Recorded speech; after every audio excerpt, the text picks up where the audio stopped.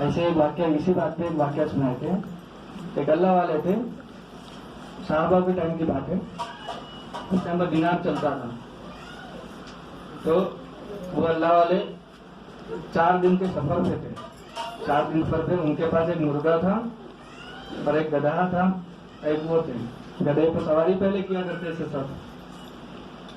तो अब 3 दिन का सफर है, कुछ खाए नहीं है, भूख लगी, तो एक गांव में पहुंचे। तब सोचे क्या करूं कि मेरा मुर्गा भी खा ले और मेरा गधा भी खा ले और मैं भी खा सकूं, और मेरे पास एक ही आना है, एक ही दिनार है। तो सोचे आप सल्लल्लाहु अलैहि वसल्लम की सुन्नत है मशवरा करके कोई भी काम करूं। तो देखे मार्केट में सब तो बिजी है अपने अपने काम में, तो कुछ बच्चे खेल रहे थे नीचे। तो सोचे मैं उनसे मशवरा कर लेता हूँ।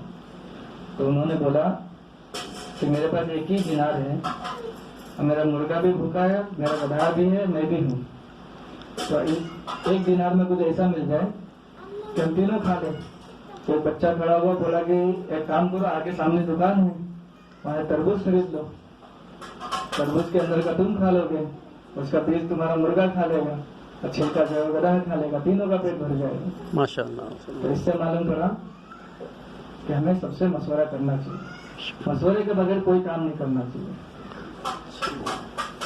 और हमें एक दूसरों से प्यार मोहब्बत रखना चाहिए। दूर तक तो ऐसा बोलते हैं ना कि 40 घर आगे 40 घर पीछे, दाएं बाएं। पहले तो हमें अपने रिश्तेदारों में देखना चाहिए